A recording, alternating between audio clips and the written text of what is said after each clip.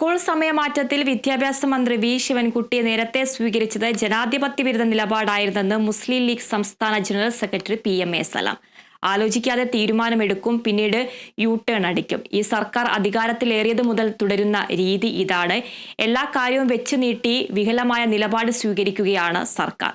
Football കളി തുടങ്ങിയ ശേഷം കളി നിയമം മാറ്റുന്നതാണ് സർക്കാരിന്റെ രീതിയെന്നും PMA സലാം കുറ്റപ്പെടുത്തി. ചർച്ചയിലൂടെ പ്രശ്നങ്ങൾ പരിഹരിക്കണമെന്ന് തന്നെയാണ് മുസ്ലിം ലീഗിന്റെ നിലപാട്. ഈ ഗവൺമെന്റ് അധികാരത്തിലേറിയത് മുതൽ എല്ലാ ദിവസവും യു-ടേണല്ലേ. യു-ടേൺ അവർക്ക് പുത്തിരിയൊന്നും അല്ലല്ലോ. അതിന് പറ്റുന്ന നിലപാടുകളും നടപടികളും എടുക്കുക. ആലോചിക്കാതെ നടപടിയെടുക്കും, നിലപാടുകളെടുക്കും. അതിന്റെ ഫലം യു-ടേൺ അടിക്കലും കോടതിയിൽ നിന്നുള്ള നിശ്ചിതമായ വിമർശനമാണ്. ഇപ്പൊ കീമിന്റെ കാര്യത്തിൽ കുറേയേറെ വിദ്യാർത്ഥികളും രക്ഷിതാക്കളും അനുഭവിക്കുന്ന പ്രയാസം നമ്മൾ കാണുന്നില്ലേ. ഫുട്ബോൾ കളി തുടങ്ങിയതിനു ശേഷം കളിയുടെ നിയമം മാറ്റുകയാണ് ഈ ഗവൺമെന്റ് ചെയ്തത്. ഈ മതസംഘടനകൾ എന്ത് തീരുമാനമെടുക്കുന്നു എന്നതൊക്കെ നോക്കിയിട്ട് യഥാസമയം തീരുമാനമെടുക്കാൻ മുസ്ലിം ലീഗിന് സാധിക്കുമല്ലോ.